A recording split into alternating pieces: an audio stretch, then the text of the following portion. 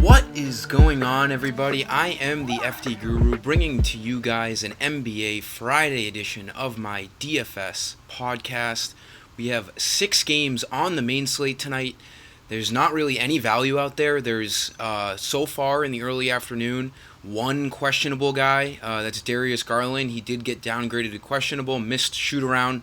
So I'm going to think that it's more likely than not that he ends up not playing tonight, and that would open the door for a guy like Karis LeVert in that starting lineup. But we're going to give you guys 5 plays that I like, one for each position, as I usually do. Drop a like on this video. I am down in Florida. I haven't been doing videos. I'm still down here until next Thursday, going to the Players Golf tournament tomorrow and Sunday. So looking forward to that. There's a decent chance that I end up missing the NBA slates over the weekend. Just, stay up to date with me on Twitter. I'm going to do my best to get some content out there. So, like I said, there's not a lot of value out there tonight. There's not really any injuries. We got D'Angelo Russell making his return for the Lakers tonight.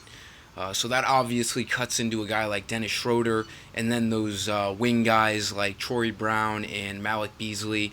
They certainly don't look nearly as good as they did before, and they didn't really look good before either because they stink. So let's look at point guard tonight. The Nets at the Timberwolves. The Nets stink. The Timberwolves look pretty good tonight. Mike Conley at 5,500.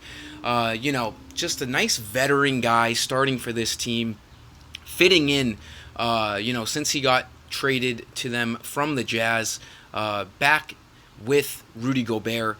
I do like the chemistry that Conley has with the Timberwolves. 5,500 is a great price on him. He's going to see around 30 minutes and can just about be a fantasy point per minute kind of guy. Needs 27 fantasy points to hit value. He's been right around that mark all year long. And like I said, with the lack of value on this slate tonight, any guy who can get right around, or be expected to get right around 5x's value on a slate like this is going to be a guy we want to target. This looks like a nice safe play in cash games. He has like a floor of, 22, 24 fantasy points, so he shouldn't burn you even on his off games. Shooting guard, Tyrese Maxey looks pretty good. He was an auto lock last slate with James Harden being out, but the Sixers are fully healthy again. He has made it into that normal starting lineup, though. DeAnthony Melton has been pushed to the bench over the last few games. Maxey at 6,600, he needs 32 fantasy points to hit value. Even with Harden and Embiid out there, he's been doing that. If you look at this stretch over the last week or two, he's been, hitting value every game, 5 straight games, seeing crazy minutes ranging from 30 to 40 minutes. Again, he's the third option on this 76ers team. I do think he's, a little bit ahead of Tobias Harris, but he is behind Embiid and Harden. Looks like a pretty good play, though, at 6,600. Again, we're going to have to make some, not so comfortable picks tonight if nothing else opens up for value with injuries. Small forward, like Mike Conley. I like Anthony Edwards a lot. Sub 9,000 here. They should be able to score plenty of points against this Nets team. The Nets did an absolute outrageous move last night. They started their whole bench in that second half, and those 5 Nets starters did not see a single minute in that second half. And, as crazy of a move as it was, it ended up working out. They were down by 20 plus to the Bucks and came all the way back to make it like a one possession game towards the end of that game. That entire Nets bench did really well. Sharp, Cam Thomas did pretty well. Patty Mills exploded. It makes these Nets guys pretty unpredictable, but I do expect the Nets to run a normal rotation tonight because we have Cameron Johnson back and Nick Claxton and Spencer Dinwiddie. Seemed like they got a rest game last game.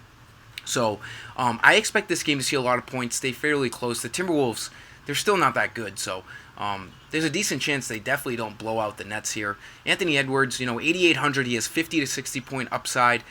He really just needs like 42, 43 fantasy points for value, and he's averaging that on the year. He's going to get you in the high 30s even on a bad game. Hasn't been that great as of late, but he's still getting in the high 30s. And again, this slate is very limited, as I've said numerous times. So Edwards looks like a pretty decent spend up. Multi-positional eligibility as well at shooting guard and small forward. Power forward, let's go to Cameron Johnson again.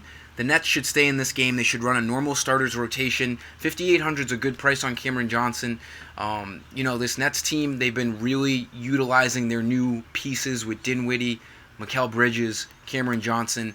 They're not going to go anywhere, but they do have a pretty good all-around team. They just don't have a star, so, they're really not a contender, and they won't be for a long time. But, in terms of DFS, Cameron Johnson's going to see plenty of usage. He's going to play his normal 30 minutes.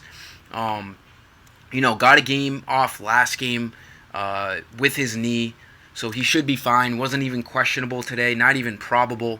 The fact that he's, not on the injury report at all tells me he is fully healthy and ready to play his normal 30 minutes. And at 5,800, in a fast-paced matchup against the Timberwolves, he should be able to get over 25 fantasy points to hit value. He's averaging that on the year, and that's with the Suns. He obviously has more opportunities with his new team in Brooklyn, so Cameron Johnson looks like a pretty solid cash game play at small forward and power forward. For center, not really sure who I'm going to go with yet, but maybe for a little bit of a risk / high upside reward. Pirtle's price has gone down from 8,000 to 7,400. He needs 37 fantasy points.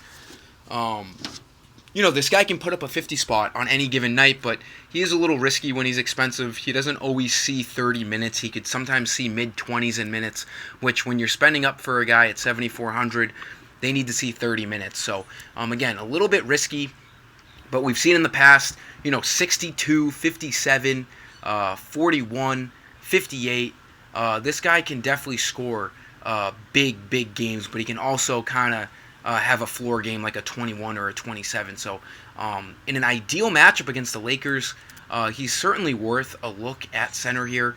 Again, though, I'm going to be probably only targeting him in tournament GPP lineups for that upside. That'll do it for this video from Florida, guys. I do appreciate you for stopping by. I do have MLB early bird discounts going on. Let's continue to crush NBA. We've been having a really solid week so far. With the free after hours as well, we've had some good production. So give this video a like. And until next time, I am the FD Guru, and I'm signing off. Peace.